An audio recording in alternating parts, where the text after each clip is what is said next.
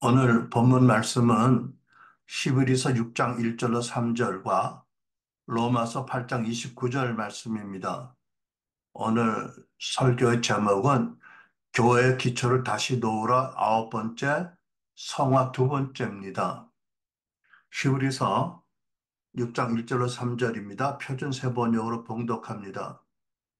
그러므로 우리가 그리스도의 도의 처벌을 버리고 죽을 행실을 회개함과 하나님께 대한 신앙과 세례들과 안수와 죽은 자의 부활과 영원한 심판에 관한 교훈의 터를 다시 닦지 말고 완전한 대로 나아갈지니라. 하나님께서 허락하시면 우리가 이것을 하리라. 아멘. 로마서 8장 29절 상반절입니다. 로마서 8장 29절 상반절. 하나님께서는 미리 아신 사람들을 자기 아들의 형상을 닮게 하시려고 또한 미리 정하셨습니다. 아멘. 오늘 본문 첫 번째 히브리 6장 말씀으로 하나님께서는 교회들에게 기독교의 초별적인 교리를 넘어서서 완전한 대로 나아가라고 말씀하십니다. 그러니까 히브리서 6장 1절의 말씀 보면 아, 죽은 행실의 회개와 하나님께 대한 신앙, 믿음과 세례들, 물세례와 성령세례, 그리고 안수를 통한 은사의 임파테이션, 또 안수를 통한 하나됨,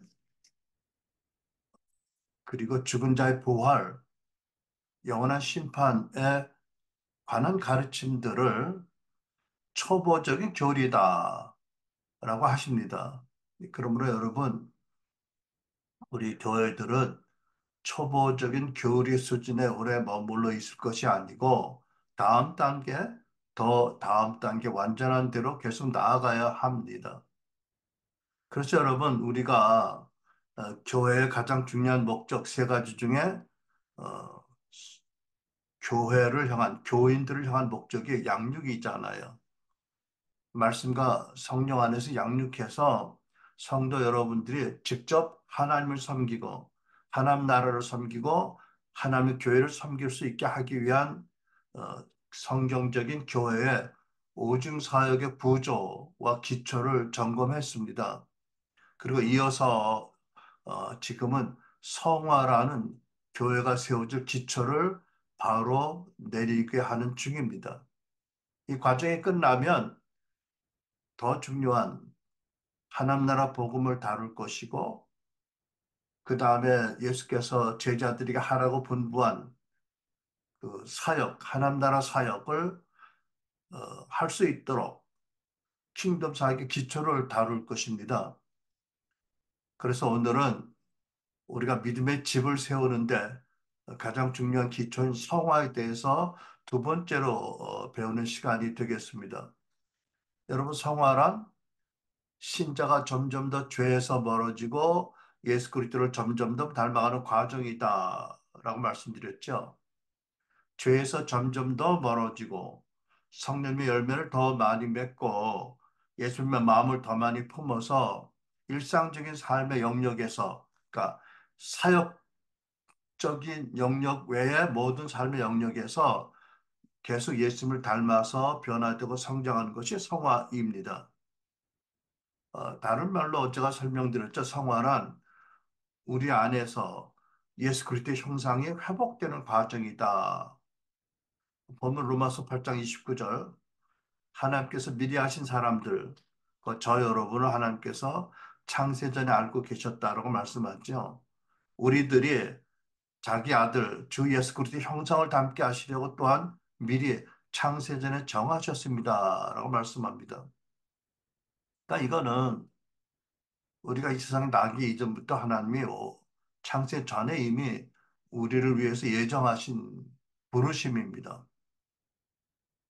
그래서 사도 바울은 당신의 제자들 안에 그리스도의 형상이 이루어지도록 노력을 많이 하셨는데 결국은 해산하는 고통을 겪는다라고 라고까지 말씀하게 되었습니다. 갈라디아 4장 19절 말씀. 내 자녀들이여 여러분 안에 그리스도의 형상이 이루어지기까지 나는 다시 여러분을 해산하는 고통을 겪습니다. 제가 이 말씀을 보면서 어, 저를 되돌아 보았습니다.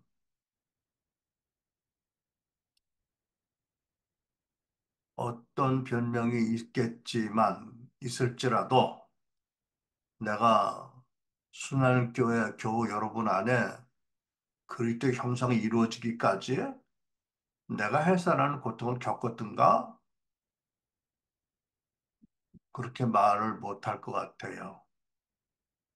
제가 목회를 오래 했지만 개인적으로 6년 전에 엘리야 집을 시작하고 그때부터 이 말씀의 뜻이 무엇인지 조금씩 더 경험하고 있습니다. 근데 우리 교회에서는 그만큼도 못한 것 같아요. 엘리야의 집에 오시는 분들은 적지 않은 등록금을 120만 원, 130만 원을 내고 와서 상처를 치유받기 위해서 오시는데 그러기 위해서 본인들이 죄인지 모르고 그렇게 많이 지는 죄들을 인지하고 고백하고 또 죄와 연관된 이들을 용서하고 죄로 인해서 든 병들이 낫도록 함께 기도하고 때로 하나님께서 그 아픈 곳을 만지시고 또 예수님이 집도하시는 수술도 받는데 중간에 그만두지 않고 대부분 잘 참으세요. 그리고 참 자유함을 회복을 얻습니다. 근데 교회에 모인 신자들은 좀 다른 것 같아요. 어쨌든 제가 이렇게 목회하고 천국 가면 주님께서 뭐라고 하실지 모르겠는데 한편 겁도 나고 그러면서도 저의 무능이나 부족도 탓하고 또 환경도 탓하고 참 여러 가지 생각을 하게 되었습니다. 근데 사도 바울께서 회사라는 고통을 한다. 너희 안에 그리스도 형상을 이루도록 말씀하시기 바로 앞에 16절에서 이렇게 물으세요. 내가 여러분에게 진리를 전하였으므로 여러분의 원수가 되었으니까 굉장히 생뚱한 질문이죠. 그리고 20절에는 내가 이제라도 너희와 함께 있어 내 언성을 높이고 싶다고 하세요. 그것은 너의 믿음에 대해서 의혹이 있다. 이런 말씀이잖아요. 이 말씀을 읽으면서 참 여러 가지 생각을 했는데, 아니, 사도 바울께서 하나님의 구원의 진리를 전하는데, 그 진리를 전했기 때문에 원수가 된 사람이 있느냐라고 물을 만큼 뭔가 심각한 상황이잖아요. 어, 그런데 사도 바울은 그럴지라도, 어, 진리를 전해서 사도 바울을 원수같이 생각할지라도 속으로 꾹꾹 담고 감추고 교회를 떠나지 못하고 교회 교제와 그 교회 영역 안에 머물러 있는 형제들이 있었던 걸로 보이는데 혹시 내가 진리를 바로 전해서 여러분 마음속에 나를 몹시 싫어하거나 글쎄요. 우리 성도들은 뭐 나를 원수같이 생각하는 분은 없겠죠. 그럴 분들은 이미 떠났지. 아니, 떠난 분도 그렇진 않지, 그죠? 어쨌든 진리를 전하는 목사가 싫어서 원수같이 미울지라도 차마 교회를 떠나지 못할 만큼의 하나님의 능력과 임재와 사랑이 있으면 되는데, 나는 참 부족하다는 생각을 많이 하게 됩니다. 오늘날 교계 유명한 목사님들이 많이 계신데, 그분들은 이 갈라디아 말씀에 비추어서 어떻게 목회하시는지 궁금해요. 저는 이 말씀을 가지고 당신의 목회를 나누는 목사님을 아직 못 만났거든요. 혹시 여러분이 우리 교회를 이미 떠난 옛 지체들에게 이어가면서 물어보면 무슨 좋은 대답이 나올까? 아무튼 여러분, 목회가 참 어렵구나. 새삼 이 나이의 이 입장에서 이렇게 생각을 하게 됩니다. 근데 여러분은 어떠세요? 여러분은 회사는 사도 바울이 한다고 그랬는데, 근데 그것은 해산하는 산파의 고통이잖아요. 그죠? 그러면 해산의 고통을 또 하는 그 성도들 있는 거잖아요. 제자들이. 여러분 중에는 아직 출산의 경험이 없는 분도 있는데, 그 해산의 고통을 하더라도 여러분 안에 그리스도의 형상이 이루어지기를 바라고, 각오하고, 어, 그렇게 되게 원하시는지요? 어, 아무튼, 아까 우리 교제할 때 어느 분이 회사는 도중에 마취가 깨어나서 그때는 아무 소리도 못하고 아무 생각도 못하고 불에 태워지는 고통을 겪었는데 몇 년 후에 그것이 마취 때문이라를 깨닫다고 하는데 그때 형상이 여러분의 이루어지고 출산되는데 좋은 마취자가 있을까? 그게 하나님의 사랑이겠지요? 아무튼 여러분들은 해산의 고통을 하더라도 하나님의 여정하신 뜻에 따라서 그리스도의 형상이 여러분과 내 안에 이루어지길 원하는지 이게 질문입니다. 자, 본문 돌아가서 제가 성화를 다른 말로 하나님의 형상과 그 아들 예수 그리스도의 형상이 우리 안에 회복되는 것이 성화라고 했는데 하나님의 형상 또는 그 아들 예수 그리스도의 형상이 무엇이죠? 그것은 하나님과 예수 그리스도가 닮았고 하나님과 예수 그리스도를 대변한다 라는 뜻이라고 했습니다. 근데 여러분, 우리는 예수 믿고 구원받고서 신앙생활 하면서 점점점 성품적으로나 사역적으로 예수 그리스도를 닮아가야 되고 필요할 때마다 예수 그리스도를 대변하는 그런 존재로 그런 신분으로 살아야 된다는 말씀이 있잖아요. 여러분, 예수 그리스도를 닮는 것은 두 부분으로 생각을 할 수가 있겠습니다. 저는 그렇게 생각합니다. 하나는 그분의 사랑이 그분의 완전한 거룩함을 통해서 하나님의 사랑이 드러나는 것이고 그분의 권능은 그분의 완전한 거룩을 통해서 하나님의 권능이 그대로 드러나는 것이다. 그러니까 성품적으로 그리스도를 닮아가는 것을 성화라고 하지만 또 사역적으로 그리스도의 권세와 권능을 나타내서 부활의 증인으로 복음의 증인으로 하나님 나라를 섬기는 사역자로 우리도 쓰임을 받아야 된다. 두 가지로 나눠 생각을 합니다. 그래서 이제 다음에는 제가 어, 천국 복음과 사도 복음 또 성화의 복음을 이렇게 정리해 보겠지만 물론 지금 전하는 내용이 성화의 복음의 중요한 내용들이긴 합니다만 그 다음에는 제가 킹덤 사역에 서 기초를 다루겠다고 했잖아요. 근데 저는 두 가지로 크게 생각합니다. 성품적으로 그리스도를 닮는 것, 성화, 그리고 사역적으로 그리스도를 본받는 것, 성령 안에서.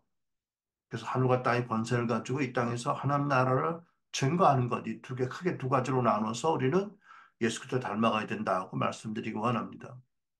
그런데 우리는 아담과 하와의 후예잖아요. 그러니까 본질적으로 하나님 뜻에 따라 성령으로 동정녀의 몸으로 나신 예수 그리스도와 전혀 달라서 아담의 원죄에서 우리가 완전히 벗어날 수는 없는 존재입니다. 이 땅에 몸을 가지고 사는 동안에. 아담이 죄를 범해서 그 안에 있는 하나님의 형상이 크게 손상되었고, 사단의 형상이 그 안에 들어왔고, 그래서 그 후에인 모든 인류는 그 결과에서 완전히 벗어나지 못하고, 그래서 절대 구원이 필요한 존재가 되었다는 것이 성경의 일관된 메시지잖아요. 여러분, 하나님께서 우리 조상 아담에게 경고하신 것처럼 지금도 늘 우리 문 앞에 뭐가 도사리고 있어요? 애견, 애묘? 아니고 죄가 도사리고 있어요. 창세기 7장 하반절. 죄가 너의 문에 도사리고 앉아서 너를 지배하려고 하니 너는 그 죄를 잘 다스려야 한다고 말씀하셨잖아요. 이게 거듭난 우리들의 그 고백하기 어려운 내적 갈등의 주 원인 아닌가요? 사도 바울께서도 극적으로 거듭난 다음에 자기 안에 남아있는 죄성 때문에 얼마나 죽도록 싸우고 고통스러워했습니까? 그러다 그럼에도 불구하고 결코 그리스도 안에 정죄함이 없다. 십자가로 말미암아. 그리고 성령으로 사랑하셔서 그런 우리를 그런 자기를 계속해서 구원을 이루게 하시고 성화를 이루게 하시는 하나님 뜻이 있다. 그것을 확신하고 결론적으로 뭐라고 말해요? 로마 7장 마지막 절에서 내가 마음으로는 하나님의 법을 섬기고 또 동시에 육신으로는 죄의 법을 따른다고 했습니다. 그러니까 여러분 마음으로 하나님의 법을 섬기는 영역이 커지고 반대로 육신으로 죄의 법을 따르는 영역이 적어지는 것은 성화의 진전의 표지이죠. 그러니까 성화의 또 두 면을 보면 한 면은 점점점 죄에서 멀어지는 것이다. 우리 안에서 솟아오르는 죄의 소욕을 소멸하는데 점점점 능해지는 것이다. 또 다른 한편은 점점점 그리스도의 거룩과 사랑을 담고 그분의 마음을 받으면서 계속 마음이 변화되고 성장하는 것이다. 라는 것을 알게 됩니다. 자, 오늘은 이런 그 기초 위에 성화의 세 단계를 살펴보겠습니다. 우리 모두가 다 이 세 단계를 지났고, 지나고 있고, 또 지날 것입니다. 그래서 우리가 이것을 성경적으로 아는 것은 매우 중요하다고 생각합니다. 첫째로, 모든 신자가 거듭날 때 중성의 씻음과 성령의 새롭게 하심을 받는 것이 성화의 첫 단계입니다. 여러분, 세리완의 아버지 제사장 스가라가 성령이 임하셔서 예언할 때 그러지 않았어요? 의롭다고 거룩하다고 하신다. 하나님 두려움 없이 섬기게 하신다라고요. 동일한 원리, 동일한 은총을 말하고 있는 것입니다. 디도스 3장 5절. 하나님께서 우리를 구원하셨습니다. 하나님께서 우리를 구원하신 것은 우리가 한 의로운 일 때문이 아니라 그분의 자비하심을 따라 거듭나게 씻어 주심과 성령으로 새롭게 해 주심으로 말미암아 된 것입니다. 그러니까 우리가 예수 그리스도의 복음을 듣고 죄를 깨닫고 회개하고 죄인임을 고백하고 예수 그리스도를 개인의 구주 왕으로 영접한 사람들을 하나님께서 성령으로 씻어 주시고 또 새롭게 해주시고 거룩하게 해주시고 의롭게 해주신다고 선언합니다. 고린도 6장 11절에도 그 말씀이 있습니다. 여러분은 주 예수 그리스도의 이름과 우리 하나님의 성령으로 씻어 주심을 받고 거룩하게 하여 주심을 받고 의롭게 해주심을 받았습니다. 그러니까 우리가 어떤 의로운 행위 때문에 우리를 거룩하다, 의롭다, 죄 없다 하시고 하시는 선포를 해주신 게 아니고 예수 그리스도로 말미암아 우리에게 그렇게 신분적인 법적인 변화를 선포해 주신 것입니다. 그러니까 언젠가 우리 임경 목사도 이런 비유를 했는데 이거는 마치 외국인 양부모가 다른 나라의 고아를 자녀를 입양하는 것과 같습니다. 생긴 모양이 다르고 언어도 다르고 피부색도 다를 수 있고 또 그 아이의 성격이 어떠한지 기질이 어떠한지 전혀 모르고 또 내면에 어떤 상처가 있고 어떤 문제가 있는지 상관없이 부모의 선택으로 입양됨으로 자식이 됩니다. 거룩하고 전능하신 하나님께서 모든 인류가 아담과 하와의 후예로 또 원죄뿐한 자범죄를 지어서 그 영원히 죽을 사망의 심판을 받아 마땅한 우리를 예수 십자가와 부활로 대속하게 하셨고 또 성령으로 믿게 하시고 또 믿는 우리를 다 성령으로 씻어주시고 거룩하다 또 의롭다라고 선언해 주십니다. 왜요? 예수 그리스도 안에서 입양되었으므로 성령으로 예수 그리스도와 하나가 되었으므로 믿는 사람의 영적인 신분, 존재, 정체성이 바뀌었기 때문입니다. 아직 하나님나라 언어도 모르고 어, 원죄와 자범죄로 인한 상처도 많고 더러움도 많이 입었고 묶임도 많지만 하나님은 그런 것과 전혀 상관없이 그리스도 안에서 우리를 입양하셔서 당신의 아들, 딸 삼으셨습니다. 그리고 하나님께 그렇게 먼저 선언해 주심으로 말미암아 법적인 신분적인 변화를 선언해 주셔서 그때부터 사람이 이제 변화되기 시작합니다. 먼저 상태와 조건이 아니고요. 믿음으로 그리스도 연합된 그 신분적인 변화 때문에 법적인 선언이 먼저 이루어지고 상태가 뒤따르게 되는 것입니다. 어,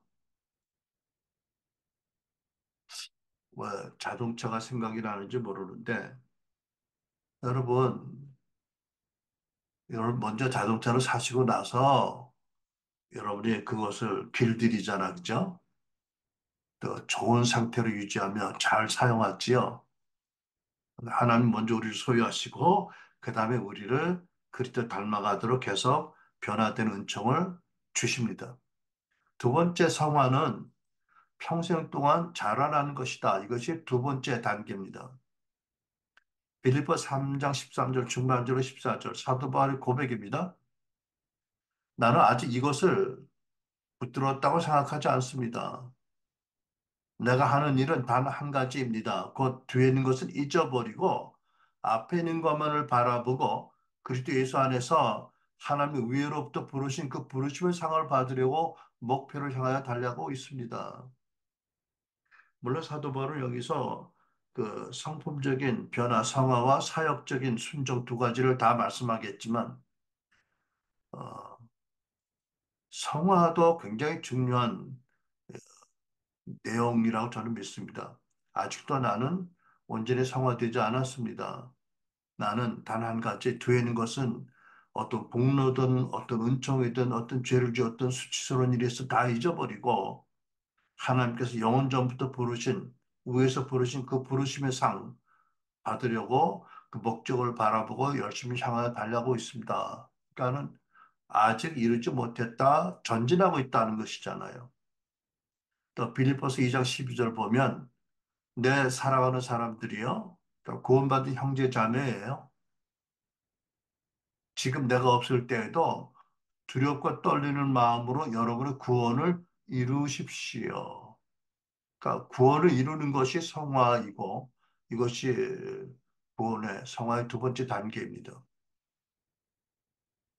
그러니까 여러분 우리가 이것을 잘 이해해야 됩니다. 사도 바울 로마서 6장에서 믿음으로 모든 신자가 죄로부터 자유함을 받았다고 선포했습니다.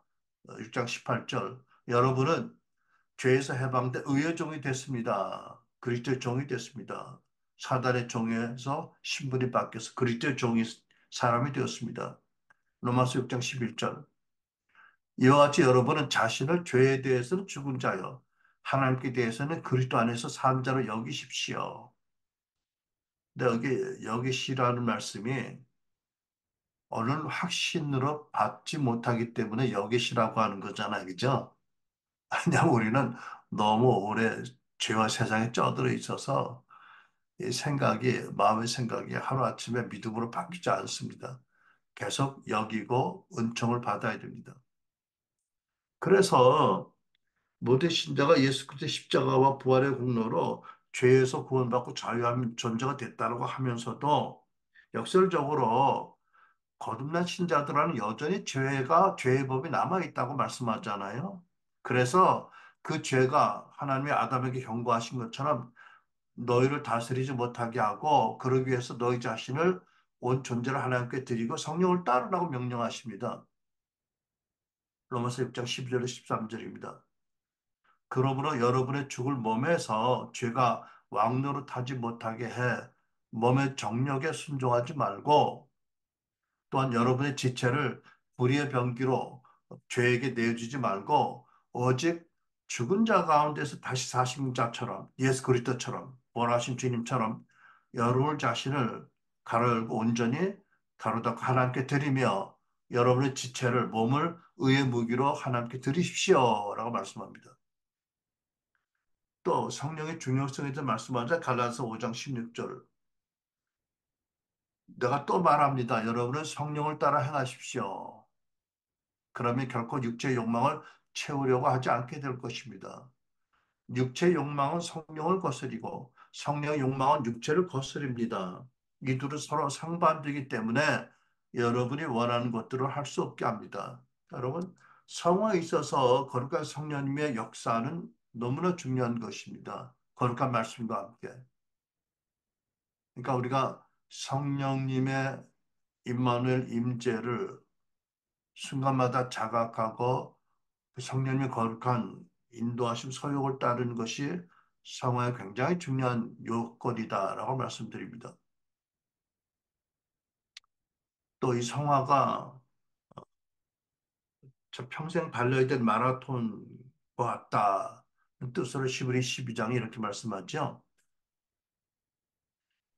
모든 짐과 얽매기 쉬운 죄를 벗어버리고 인내로서 우리 앞에 놓인 경주를 합시다.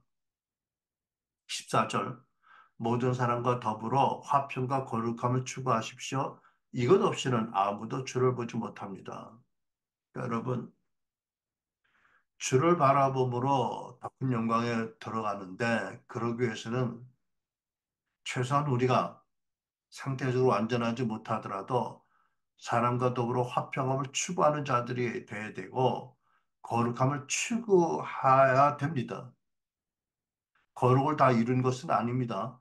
그러나 거룩을 추구해야 이러한 그 추구 가운데 하나님 은총으로 하나님을 영광중에 계신 그분을 바라봄으로 더 큰 영광을 이루게 되는데 이것은 성령님이 하시는 일이다라고 말씀하잖아요. 고린도서 3장 18절. 우리는 모두 너울을 벗어버리고 죄의 너울을 벗어버리고 죄의 더러움으로 어, 상한 마음의 눈을 치유받고 마음을 치유받고 주님의 영광을 바라봅니다. 이렇게 해서 우리는 주님과 같은 모습으로 변화하여 성화되어 점점 더 큰 영광에 이르게 됩니다. 이것은 영이신 주께서 성령께서 하시는 일입니다. 아멘.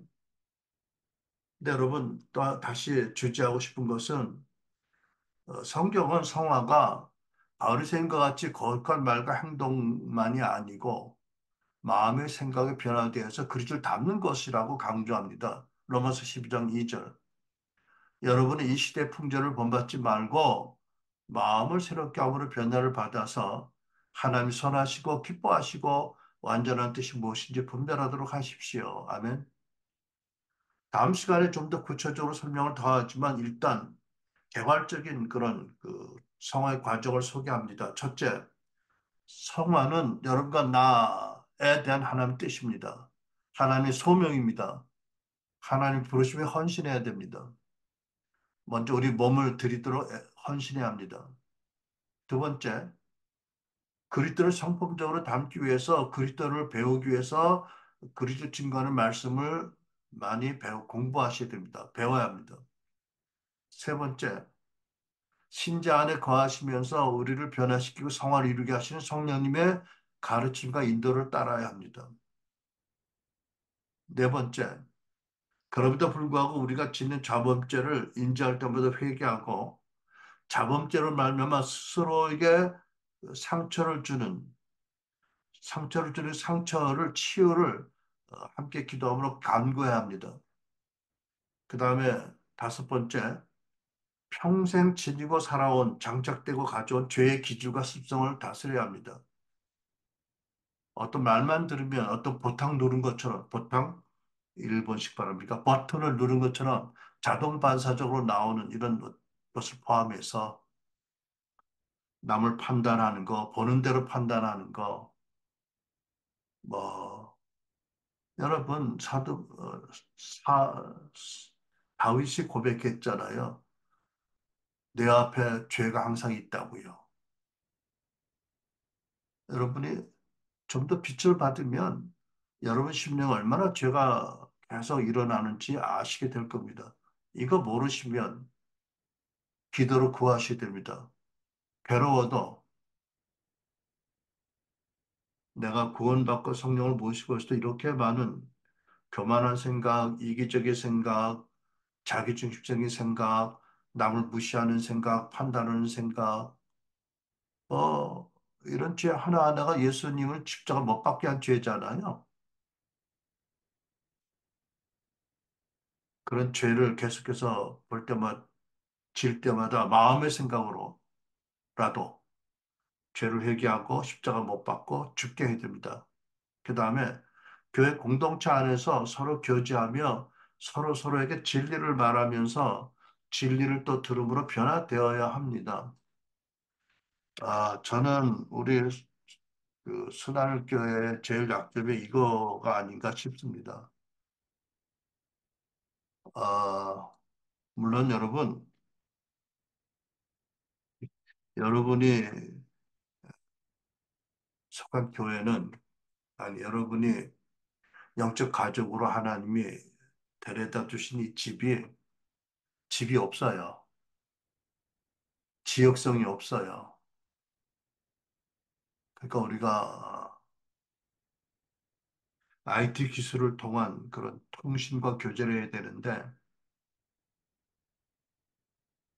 뭐, 서로 한동안 자주 만나서 사랑을 나누고 교제하고 함께 기도하면서 이렇게 서로에 대한 이해와 사랑이 싹 퍼야 뭐 전화나 뭐 컴퓨터나 뭐 SNS를 통해서 교제가 될 텐데 그러네요. 그런 기반이 없어서 여러분들 좀 어려우실 텐데 이 모일 처소가 없고 또 지역성이 없어서 이게 참 약점이다. 이것을 어떻게 하나님이 보충해 주시기를 기도합니다. 그리고 마지막으로 고린도 3장 18절 말씀처럼 회개와 치유로 씻기고 열린 마음의 깨끗한 눈으로 주님의 영광을 바라볼 때 점점점 주님을 닮아서 더 큰 영광에 들어가게 됩니다. 이것이 좀 더 구체적 실적인 성화의 과정입니다. 다음 시간에 이것을 좀 더 다루겠습니다. 세 번째 마지막으로 성화는 우리가 이 땅의 삶을 마칠 때, 죽을 때 우리 영혼이 온전한 성화에 이르게 되고 우리 육체는 흙에 묻히든지 바다에 던져지든지 뭐 어쨌든지 간에 주님이 다시 오므로 우리 육체의 성화가 완성이 됩니다. 히브리 12장 23절에 이런 말씀이 있어요. 하늘에 등록된 장자들의 교회와 만물의 심판 주신 하나님과 이것 기억하십시오. 완전하게 된 의인들의 영들과 그러니까 여러분 우리가 이 땅의 삶을 마치고 죽음이란 관문을 통과해서 저 세상에 가면 그때 우리의 영이 우리의 혼이 우리의 마음이 온전하게 성화가 된다. 그죠? 왜? 그때 우리 주님을, 하나님을 계신 대로 보잖아. 그죠? 그러니까 신자의 죽음은 물론 사랑하는 일과 육체적으로도 함께 할 수 없고 만날 수 없 슬프지만, 어, 참 영광스러운 거예요. 그죠? 제가 이 들은 예화가 생각이 나는데, 영국의 그, 제가 있던 구세군의 그 총대표가, 국제대표가 어, 새로 선출이 됐어요. 마치 캐들 교황이 선출되듯이. 근데 그 영국 교회의 한 어린 소년이 축하 엽서를 보냈어. 뭐라고 썼냐면, Congratulations on your promotion to glory라고 썼어요. 근데 영어 표현으로 promotion to glory는 그 교단에서는 승천이거든요. 영광스러운 승천. 그 죽음의 해요. 근데 얘가 어린 소년이 그 뜻을 모르고 어, 총대표가 되어서 영광스러운 승진해서 축하한다. 그러니까 너 죽은 거 축하해. 뭐 이런 뜻이 돼가지고 많은 사람이 웃었다고 했는데 실수 같은데 실수 아니에요. 그죠? 여러분 언젠가 우리가 promotion to eternal glory 영원한 영광으로 우리가 승진하게 될 것입니다. 미리 축하합니다, 여러분. 그런데 고린도서 15장 49절을 보면 육신의 완성, 뭐 이거 육신의 뭐 영화라고 할까요? 이런 말씀이 있잖아요. 우리가 흙에 속한 사람의 형상을 입은 것처럼 또한 우리는 하늘에 속한 사람의 형상을 입을 것입니다. 근데 그 고린도서 15장 그 말씀 앞에 이런 말씀이 있어요. 그 맥락을 알기 위해서 좀 읽어드리면 32절 45절입니다. 32절과 45절. 죽은 사람의 부활도 이와 같습니다. 썩을 것으로 심는데 썩지 않을 것으로 살아납니다. 비천한 것으로 심는데 영광스러운 것으로 살아납니다. 약한 것으로 심는데 강한 것으로 살아납니다. 자연의 몸으로 심는데 신령한 몸으로 살아납니다. 자연의 몸이 있으면 신령한 몸도 있습니다. 어, 며칠 전에 우리 엘리학 사역연구원에서 이혼 직전에 등록을 해서 많은 치유를 받고 회개하고 또 남편을 용서하고 자기의 잘못도 깨닫고 또 남편과 화해하고 어, 많은 은혜 받은 분이 사실은 엘리하우스 올 때 이미 암이 있었어요. 근데 큰 은혜를 받고 부부관계가 회복이 되고 어, 그러고 나서 이제 암이 나빠졌는데 그동안의 신방관 분들의 말에 의하면 암으로 투병하고 있으면서 여전히 그리스도 안에서 씩씩하고 명랑하고 또 열심히 중보자로서 중보팀에 속해서 적극적으로 중보하고 그러다가 갑자기 악화돼서 돌아가신 분이 있어요. 한 가지 안타까운 것은 남편과 두고 가는 특별히 15살 딸 있는데 그 딸 때문에 남편 때문에 눈이 안 감겼겠지만 그러나 끝까지 믿음으로 영원한 주님의 구원을 확신하고 또 계속해서 상황기를 달려간 그 자매가 진정한 그 영광스러운 승천을 하신 줄 믿습니다. 근데 여러분, 이제 주님이 재림하실 때 이미 천국 간 우리들도 우리 영이 와서 육체가 어디에서 심겨졌든지 숨겨져 있었든지 다시 육체 부활을 하잖아요. 그러면 그 자매는 어떤 몸으로 부활할까요? 암이 있는 몸으로 할까요? 에이, 그럴 것 같지는 않아, 그죠? 여러분은 그게 언제인지 모르지만 오직 하나님만 아시는 그때에 예수님 재림하시고 여러분이 이제 이 땅에 있든지 승천의 땅에 예수님 따라오든지 육신의 부활을 할 때 여러분 어떤 몸으로 부활할 것 같아? 어떤 몸으로 부활하기 원해? 어떤 사람은 아무 근거 없는 것 같은데 예수님이 33세에 뭐 돌아가셨으니까 다 33살의 청년으로 뭐 부활한다고 그러는데 그냥 wishful thinking이죠. 그러게 바라서 그냥 바라는 생각이 있죠. 그죠? 잘 모르겠어. 근데 어쨌든 여러분, 저는 사실 예수님 믿기 전에 뭐 정말 자학하는 삶을 살아서 내 육신에 그 많은 독을 쏟아붓고 그 많은 죄로 마음도 영도 몸도 상하게 했는데 예수님 믿고서 목회자가 된다면 또 바쁘다는 이유로 몸을 오래 안 돌봤어요. 근데 요즘은 제가 이 말씀들을 깨닫고 정신을 차려서 심은 대로 거둔다는 거는 주님께 맡기고 이제라도 깨끗한 거 먹고 조금이라도 운동을 하고 또 이렇게 잠도 잘 자고 노력을 하는데 여러분 들으셨습니까? 제가 고혈압 약을 먹기 시작한 것이 벌써 복정동 추수감사교회 때문인 때이니까 뭐 그때가 덕후를 할 때니까 2002년 끝나고 나서 제가 고혈압이 터졌으니까 2003년이면 딱 20년 됐잖아요. 그죠? 여러분 제가 20년 동안 혈액 검사 얼마나 많이 하는지 상상이 되세요? 근데 드디어 지난달에 20년 20년 처음으로 모든 혈액 검사에서 안전 수치가 다 나왔습니다. 와, 그래서 아, 나는 어떤 몸으로 부활하길 원한다고? 아, 그 혈액 검사는 좋지만 그래도 지금 너무 많잖아, 나이가. 아무튼 예수님 처음 만난 그때 1990년 그때 몸 모르겠어요. 아무튼 여러분 결론입니다. 고린도서 7장 1절.